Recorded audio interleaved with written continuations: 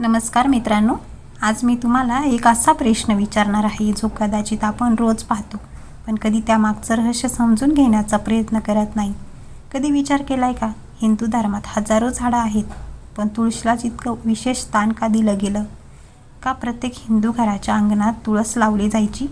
का रोज सकाळी आणि संध्याकाळी तिची पूजा केली जायची? आणि सर्वात महत्त्वाचं, तुळशीसमोर दिवा लावल्याने नेमकं काय घडतं?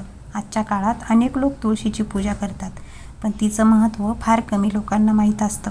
आणि म्हणूनच आज आपण अनंत श्री विभूषित जगद्गुरू रामानंदाचार्य श्री स्वामी नरेंद्राचार्यजी महाराज यांच्या विचारांतून जाणून घेणार आहोत. हिंदू धर्मात तुळशीचे इतके महत्त्व का आहे? आणि हा व्हिडिओ शेवटपर्यंत नक्की पहा, कारण शेवटी सांगितलेली एक गोष्ट तुम्हाला तुळशीकडे पाहण्याचा दृष्टिकोनच बदलून टाकेल. पूर्वीच्या काळात मोबाईल नव्हते, इंटरनेट नव्हतं, पण प्रत्येक घराच्या अंगणात एक गोष्ट हमखास असायची, ती म्हणजे तुळशी वृंदावन. सकाळ झाली की घरातील स्त्रिया अंगण झाडायच्या, रांगोळी काढायच्या, तुळशीला पाणी घालायच्या आणि दिवा लावून नमस्कार करायच्या. त्या काही फक्त परंपरा नव्हत्या, तर त्या घराला सकारात्मक ऊर्जा देणारे संस्कार होते. स्वामी नरेंद्राचार्यजी महाराज सांगतात, तुळस ही फक्त एक वनस्पती नाही, तर ती भक्ती, पवित्रता आणि सात्विकतेचं प्रतीक आहे. म्हणूनच तिला वृंदा माता म्हणून मान दिला जातो. आपल्या शास्त्रांमध्ये तुळशीला भगवान विष्णूंची अत्यंत प्रिय मानलं गेलं आहे. म्हणून अनेक पूजांमध्ये तुळशीचं पान अर्पण केल्याशिवाय पूजा पूर्ण मानली जात नाही. जरा विचार करा, घरात तुळस असणं म्हणजे घरात रोज देवाच्या स्मरणाची आठवण असणं. कारण जेव्हा जेव्हा आपण तुळशीला नमस्कार करतो, तेव्हा तेव्हा आपल्या मनात नम्रता निर्माण होते. आणि जिथे नम्रता असते तिथे अहंकार टिकत नाही. जिथे अहंकार नसतो तिथे सुख आपोआप वाढतं. तुळशीचं महत्त्व फक्त धार्मिक नाही, तर जीवन जगण्याची शिकवण देणारं आहे. स्वामी नरेंद्राचार्यजी महाराज सांगतात, तुळस आपल्याला नेहमी दुसऱ्यांसाठी जगायला शिकवते. स्वतः एका जागी उभी राहते, पण तिचा सुगंध आणि गुण मात्र इतरांना देत राहते. आज अनेक लोक विचारतात, आमच्या घरात शांती का नाही, आनंद का नाही? पण मित्रांनो, घरात फक्त पैसा आला म्हणून सुख येत नाही. घरात चांगले विचार आले, चांगले संस्कार आले तरच सुख येतं. पूर्वी तुळशीपाशी दिवा लावण्यामागे हाच उद्देश होता. संध्याकाळी सर्वजण तुळशीपाशी जमायचे, दिवा लावायचे, प्रार्थना करायचे. त्या काही मिनिटांमध्ये संपूर्ण कुटुंब एकत्र यायचं. आज मोबाईलमुळे संपर्क वाढला, पण संवाद कमी झाला. पूर्वी लोक तुळशीपाशी बसून देवाचं नाव घ्यायचे. आज अनेक जण मोबाईलसमोर बसून तासनतास वेळ घालवतात आणि नकळत मनाची शांतता हरवून बसतात. आपल्या शास्त्रांमध्ये असं सांगितलं आहे, ज्या घरात तुळशीची सेवा केली जाते तिथे सात्विकता वाढते, मन प्रसन्न राहतं आणि देवाचं स्मरण कायम राहतं. पण फक्त तुळस लावून उपयोग नाही, तिच्यासारखे गुणही आपल्या जीवनात आले पाहिजे. तुळस कधी अभिमान करत नाही, तुळस कधी तक्रार करत नाही, तुळस कधी कोणाचा द्वेष करत नाही. म्हणूनच ती पूजनीय आहे. आज जर आपल्या घरात प्रेम कमी होत असेल, राग वाढत असेल, अहंकार वाढत असेल, तर तुळशीसमोर उभं राहून स्वतःला एक प्रश्न विचारा, मी तुळशीसारखा शांत आहे का? मी तुळशीसारखा दुसऱ्यांच्या उपयोगी पडतो का? मी तुळशीसारखा नम्र आहे का? कारण देवाला फक्त फुलं अर्पण करणं महत्त्वाचं नाही, तर त्यांनी दिलेले संस्कार आचरणात आणणं जास्त महत्त्वाचं आहे. म्हणून तुळशीची पूजा करताना फक्त पाणी अर्पण करू नका, तर आपल्या मनातील राग, मत्सर आणि अहंकारही देवाच्या चरणी अर्पण करा. तेव्हाच तुळशी पूजेचा खरा अर्थ पूर्ण होईल. आणखी एक गोष्ट खूप कमी लोकांना माहीत असते, ती म्हणजे तुळस आणि भगवान विष्णू यांचं अतूट नातं. आपल्या पुराणांमध्ये तुळशीला भगवान विष्णूंची अत्यंत प्रिय मानलं गेलं आहे. म्हणूनच विष्णू पूजेमध्ये तुळशी पात्राला विशेष महत्त्व आहे. असं म्हणतात, सोने, चांदी, हिरे, मोती अर्पण केले तरीही तुळशीच्या एका पानाएवढी भक्ती त्यात नसते, तर देव प्रसन्न होत नाही. याचा अर्थ काय? देवाला वस्तू नको असतात, देवाला भाव हवा असतो. मनापासून केलेली प्रार्थना हवी असते. आणि तुळस आपल्याला हाच संदेश देते. स्वामी नरेंद्राचार्यजी महाराज सांगतात, माणूस मोठा त्याच्या पैशांनी होत नाही, तर त्याच्या मनाने मोठा होत असतो. जसं तुळशीचं झाड आकाराने लहान असतं, पण तिचं महत्त्व खूप मोठं असतं. तसंच जीवनातही आहे. मोठेपणा पदामध्ये नसतो, मोठेपणा संस्कारामध्ये असतो. एक छोटंसं उदाहरण बघा. पूर्वी घरात एखादी अडचण आली तर घरातील ज्येष्ठ मंडळी तुळशीपाशी दिवा लावून देवाला प्रार्थना करायची. त्यामुळे समस्या लगेच सुटायच्या असं नाही, पण मनाला धैर्य मिळायचं, विश्वास मिळायचा आणि संकटाला सामोरे जाण्याची शक्ती मिळायची.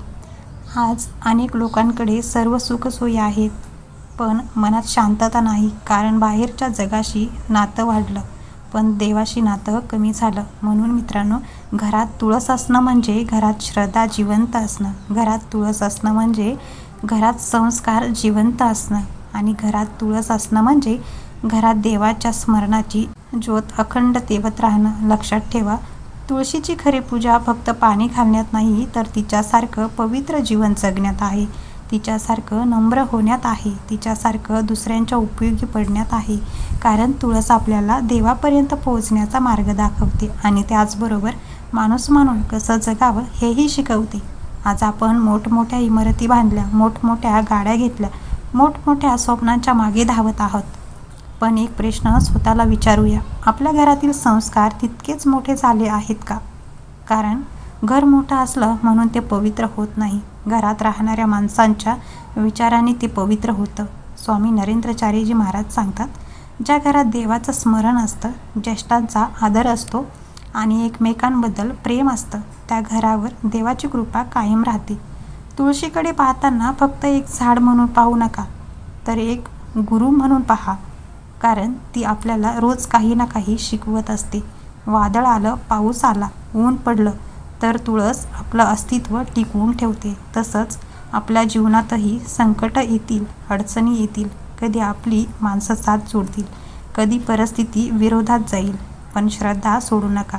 कारण ज्या माणसाच्या मनात श्रद्धा जिवंत असते त्याचा पराभव कोणतीही परिस्थिती करू शकत नाही.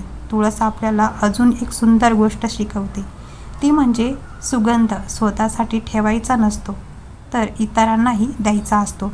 आज आपणही असं जगूया की आपल्या बोलण्याने, आपल्या वागण्याने, आपल्या विचारांनी दुसऱ्यांच्या जीवनात आनंद निर्माण होईल. कारण खरी भक्ती मंदिरात जाऊन संपत नाही, ती आपल्या वागण्यात दिसली पाहिजे, आपल्या शब्दांमध्ये दिसली पाहिजे आणि आपल्या संस्कारामध्ये दिसली पाहिजे. म्हणून मित्रांनो, उद्यापासून तुळशीला पाणी घालताना एक संकल्प नक्की करा. मी माझ्या घरात प्रेम वाढवेन, मी माझ्या आईवडिलांचा आदर करेन, मी रागापेक्षा संयम निवडेल आणि देवाने दिलेल्या प्रत्येक गोष्टीबद्दल कृतज्ञ राहीन. कारण तुळशीचं खऱ्या अर्थाने पूजन तेव्हाच पूर्ण होतं जेव्हा तिचे गुण आपल्या जीवनात उतरतात.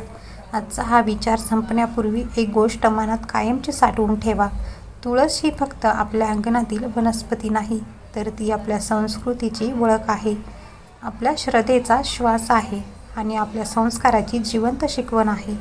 ज्या घरात तुळशीसमोर दिवा लावला जातो तिथे फक्त प्रकाश पसरत नाही, तर मनातील अंधारही दूर होऊ लागतो.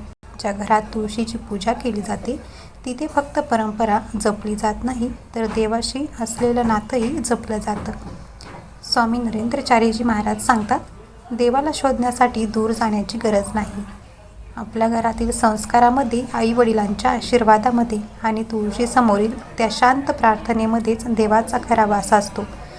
म्हणून तुळशीला फक्त पाणी घालू नका, तर तिच्यासारखं पवित्र मन घडवा, तिच्यासारखी नम्रता अंगीकारा आणि तिच्यासारखं इतरांच्या जीवनात सुगंध पसरावा. कारण ज्या घरात श्रद्धा असते तिथे आशा असते, ज्या घरात संस्कार असतात तिथे सुख असतं आणि ज्या घरात देवाचं स्मरण असतं तिथे संकट आली तरी मन खचत नाही. चला तर मग आजपासून तुळशीची पूजा करताना फक्त हात जोडू नका, तर मनही देवाच्या चरणी अर्पण करा. कारण तुळशीचं एक पान आपल्याला शिकवतं की जीवन कितीही कठीण असलं तरी श्रद्धा आणि संस्कार कधीही सोडू नयेत. जर हा विचार तुमच्या मनाला स्पर्श करून गेला असेल तर तो आपल्या कुटुंबियांपर्यंत, मित्रांपर्यंत आणि प्रत्येक हिंदू बांधवांपर्यंत नक्की पोहोचवा. कारण चांगले विचार जितके पसरतात तितका समाज अधिक सुंदर बनतो. पुन्हा भेटूया अशाच एका प्रेरणादायी, आध्यात्मिक आणि जीवनाला दिशा देणाऱ्या विचारांसह. तोपर्यंत श्रद्धा जपा, संस्कार जपा आणि देवावर विश्वास ठेवा.